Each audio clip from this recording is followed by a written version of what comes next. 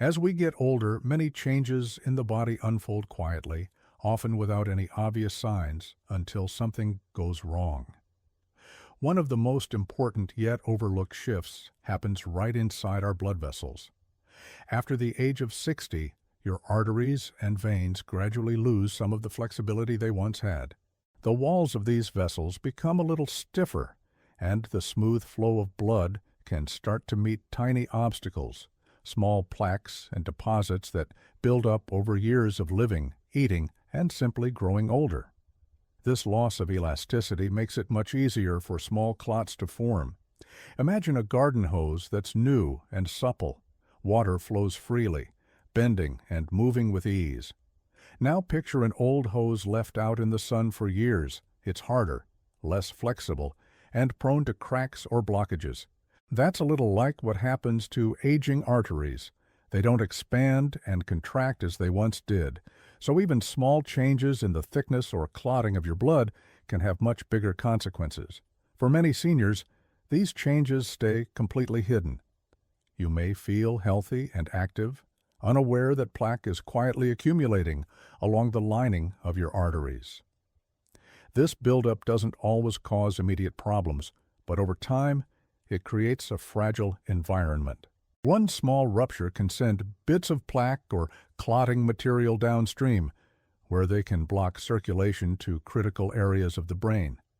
It's not uncommon to hear stories of someone who seemed perfectly well, enjoying a walk, cooking dinner, or reading a book, only to experience a sudden stroke out of the blue.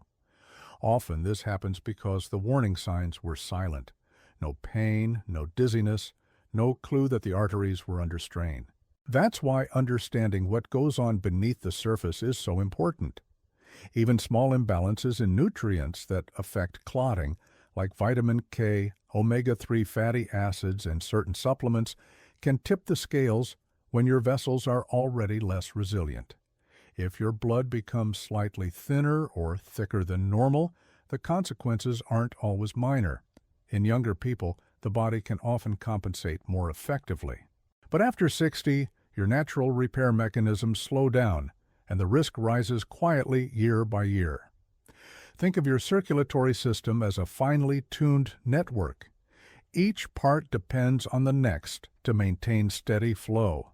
The heart pumps, the arteries expand and contract, the platelets and clotting factors work together to seal tiny injuries without blocking flow altogether. When this system loses its balance, whether through age, chronic conditions like high blood pressure, or the overuse of blood-thinning nutrients, the delicate harmony can falter. This doesn't mean you should be afraid of every minor ache or unusual sensation, but it does mean that staying informed and thoughtful about what you put into your body matters more than ever. The hidden dangers of aging arteries aren't inevitable disasters.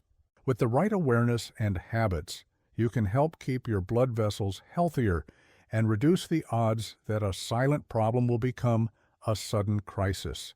Vitamin E has earned a reputation as a sort of wonder nutrient. You'll find it praised on supplement bottles, health websites, and magazine articles for its antioxidant power. It's often promoted as a way to protect your cells from damage, support heart health, and even keep your brain sharp as you age. And while there is truth to some of these benefits, there's another side to the story that doesn't always get the same attention. The part that many people overlook is that vitamin E in high doses can act almost like a natural blood thinner. This means it slows down the clumping of platelets, those little fragments in your blood that help seal cuts and prevent bleeding. In moderation, this can have a positive effect, reducing the chance of clots that cause heart attacks or strokes caused by blockages. But when the dose climbs too high, especially from synthetic supplements rather than food sources, the balance can tip in the opposite direction. Imagine you're adjusting the flow of water through a dam. A little more flow can be healthy, clearing out debris and keeping everything moving. But open the gates too far, and you risk flooding the valley below. That's a bit like what happens when you take too much vitamin E. Instead of gently supporting circulation, It can make your blood so thin that even small injuries or natural leaks in your vessels become serious problems. It's worth noting that not all vitamin E is created equal. Natural vitamin E from foods like nuts, seeds, and leafy greens comes in a complex mix of compounds that your body has evolved to use safely over thousands of years. But many of the high-dose capsules sold in stores are made with a synthetic form called D-L-alpha tocopherol. This version doesn't always behave the same way in the body. Some studies suggest that excessive amounts from these supplements are more likely to interfere with other nutrients you need for healthy clotting, particularly vitamin K. This doesn't mean that every bit of vitamin E is dangerous. In fact, your body needs it in reasonable amounts to help protect cells and support your immune system. The trouble begins when people assume that if a little is good, more must be better. Over-supplementing, taking doses far above the recommended daily intake, can quietly set the stage for bleeding risks that few expect. Many seniors are drawn to vitamin E because it sounds like a simple way to fight aging. The labels promise support for vision, heart, skin, and memory, but these benefits come from balanced intake, not megadoses.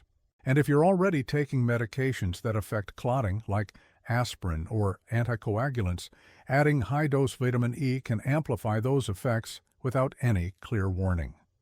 That's why it's so important to think critically about what goes into your daily routine. Just because something is sold over the counter and labeled natural doesn't guarantee it's harmless. In the case of vitamin E, respecting the right dosage and sourcing it mainly from whole foods rather than synthetic pills can help you avoid the hidden danger of thinning your blood too much. Over the past few decades, researchers have taken a closer look at the real effects of high-dose vitamin E, moving beyond marketing claims to see what happens in large groups of people over time.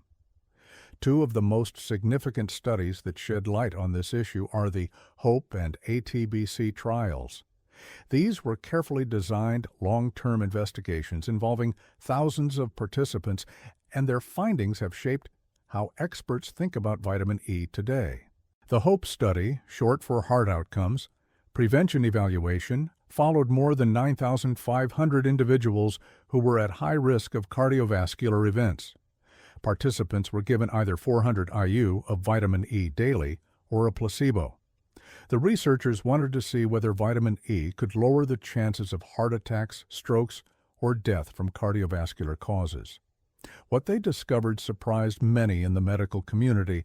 Instead of offering clear protection, high-dose vitamin E did not reduce heart disease risk.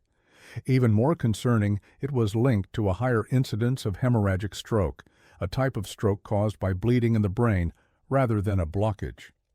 Hemorrhagic strokes tend to be more severe because bleeding inside the skull can quickly damage delicate brain tissue. Recovery is often more difficult, and the chances of lasting impairment are higher compared to ischemic strokes, which occur when a clot blocks blood flow. In the HOPE trial, this bleeding risk overshadowed any small benefits vitamin E might have had for heart health. Similarly, the ATBC study, or alpha-tocopherol beta-carotene cancer prevention trial, looked at over 29,000 Finnish men who were long-term smokers. Researchers were primarily interested in whether vitamin E and beta-carotene could lower cancer rates, but they also tracked other health outcomes, including stroke. Again, the findings pointed in the same direction. People taking large doses of vitamin E had more hemorrhagic strokes. One reason this happens involves vitamin E's interference with vitamin K, an essential nutrient for blood clotting. Vitamin K's job is to help produce proteins that regulate clot formation. When you take excessive vitamin E, it can block vitamin K's activity, making it harder for your blood to clot when it needs to. That's why the risk doesn't come from moderate amounts found in food, but from high-dose supplements that overwhelm your system's natural balance. These studies highlight an important lesson. More isn't always better, especially when it comes to nutrients that interact with complex body systems like clotting and circulation. While vitamin E in food contributes to overall health, consistently exceeding 400 IU per day in supplement form can increase the likelihood of bleeding events. It's easy to assume that if something is an antioxidant, it must be protective in every context. But antioxidants like vitamin E work within a delicate network of nutrients, enzymes, and regulatory mechanisms. Pulling too hard on one part of that network can disrupt the whole system. That's why the results of the HOPE and ATBC trials have led many health professionals to recommend avoiding high-dose vitamin E supplements, especially in older adults whose arteries are already more fragile. When you look at the science closely, it becomes clear that respecting the natural balance of vitamins, getting them mainly from a varied diet, offers a safer path than relying on concentrated pills. One of the most common and overlooked mistakes people make is mixing vitamin E supplements with blood-thinning medications. It's an easy trap to fall into. You may be taking aspirin every day on your doctor's advice to lower your risk of heart attack. Or perhaps you're on warfarin or another anticoagulant to manage atrial fibrillation or a history of clots. Then you hear about the benefits of antioxidants and decide to add a daily vitamin E capsule, thinking you're giving your body extra protection. What many people don't realize is that this combination can quietly push your blood's ability to clot past a safe threshold. Aspirin, for instance, reduces the tendency of platelets to stick together. Warfarin works by blocking vitamin K-dependent clotting factors, which are essential for forming strong, stable clots. When you add high-dose vitamin E on top of these medications, you're introducing a third influence that further weakens your blood's clotting ability. This isn't a small effect. Studies and case reports have shown that vitamin E can significantly increase the time it takes for your blood to stop flowing from even minor cuts. Inside your body, that same effect means a small vessel that would normally seal itself can continue to leak. If that happens in your brain, it can lead to a hemorrhagic stroke. If it happens in your digestive tract, you may not notice until you become weak and lightheaded from blood loss. Often, the earliest signs of this dangerous combination are subtle. You might notice bruises appearing more easily on your arms and legs, even without remembering bumping into anything, or a small scrape that keeps bleeding much longer than it should. Some people experience sudden, unexplained headaches, which can signal bleeding in the brain. It's not unusual for seniors to think these changes are just part of getting older. A little more bruising, a little more dizziness, it can all be chalked up to aging. But when you're on medications that affect clotting, these signs should never be ignored. They can be your body's way of waving a red flag, telling you that your blood is too thin. Another complication is that many people don't realize over-the-counter supplements can be potent. The bottle may look harmless, and the label might use words like natural or gentle, but that doesn't mean it's risk-free. Especially when combined with prescription drugs, vitamin E supplements can be powerful enough to trigger serious bleeding events. If you're taking any kind of anticoagulant or antiplatelet medication, it's vital to talk to your healthcare provider before adding vitamin E in any form beyond what you get from your diet. Your doctor may check your INR, a blood test that measures how long it takes your blood to clot, to make sure it stays in a safe range. Being cautious doesn't mean you have to avoid vitamin E completely. It simply means you need to be aware that what seems like a harmless vitamin can interact with your medications in ways that your doctor must help you manage. Keeping your circulation healthy is about balance, not extremes, and knowing the early warning signs can make all the difference. If you want to nourish your heart and keep your circulation strong without the risks that come with high-dose vitamin E supplements, there are safer, more natural ways to do it. One of the most effective approaches is simply to rely on whole foods. Nature has a way of packaging nutrients together in the right proportions, balanced with fibers, minerals, and compounds that help your body process them gently and effectively. Take almonds, for example. Just a small handful provides a healthy dose of vitamin E along with magnesium, plant-based protein, and beneficial fats that support healthy cholesterol levels. Unlike synthetic capsules, the vitamin E in almonds is accompanied by other nutrients that help modulate absorption, so you're far less likely to overdo it. Sunflower seeds are another excellent option. They're rich not only in vitamin E, but also in selenium, which plays a role in antioxidant defense. Sprinkle them over your morning oatmeal or add them to a salad for a satisfying crunch.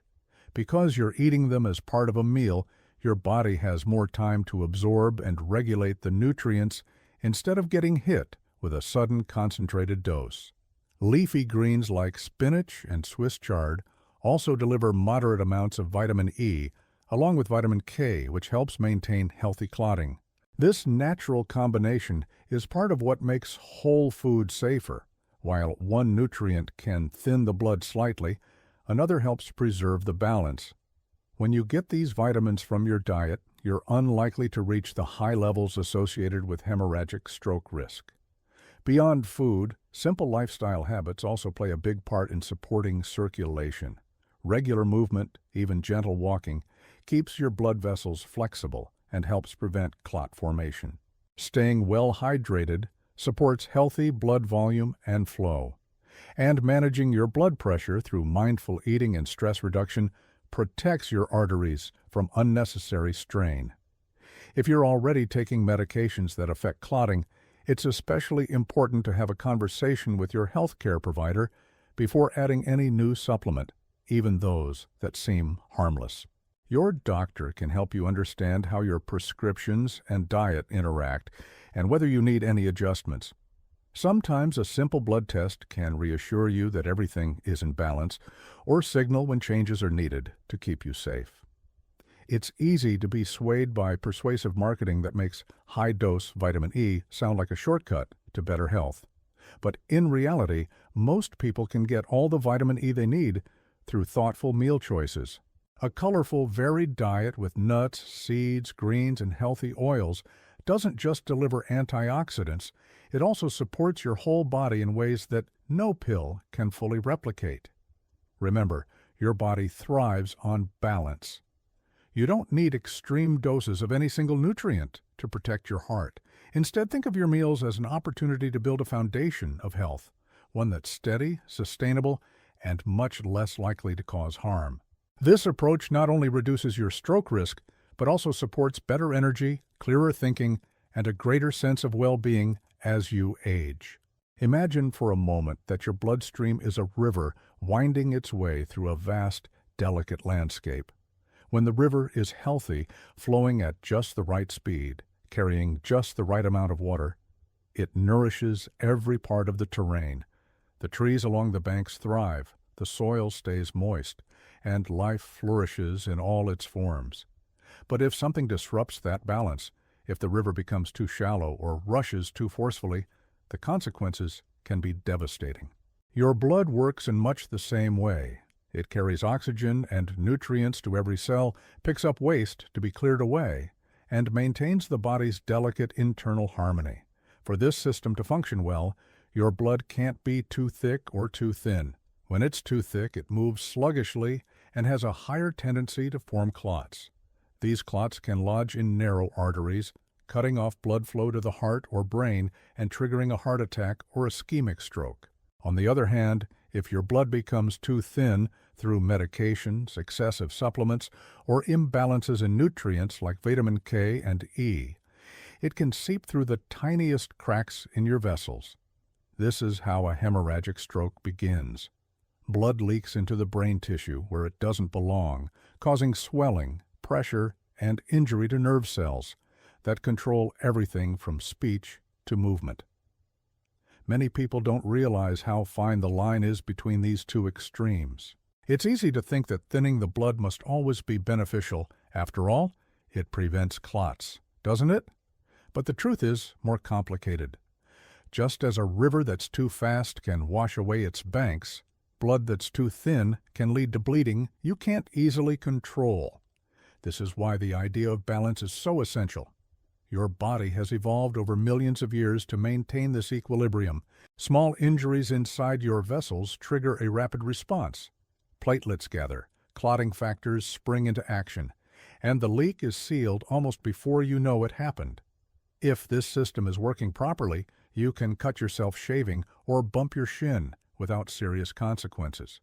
But when you disrupt that natural process, either by over-supplementing or combining medications without guidance, you weaken the safety nets that protect you every day. Supporting healthy circulation means respecting this balance. Instead of looking for quick fixes or super doses, it helps to focus on gentle, steady habits. Eating a diet rich in whole foods, getting regular movement, staying hydrated, and working closely with your healthcare provider to monitor any medications or supplements you use. Think of this approach as tending to your river. You clear out debris when needed by managing cholesterol and blood pressure, but you don't dredge the riverbed so deeply that it loses its shape. You allow the water to flow, but you don't open the floodgates in the name of progress. You trust that the right pace and volume will keep everything thriving. In the end, your health is built on this idea of harmony. Whether it's the nutrients you eat, the medications you take, or the lifestyle choices you make, the goal is always to support your body's natural wisdom rather than override it. When you honor that balance, you give yourself the best chance of staying strong, clear-minded, and resilient in the years ahead.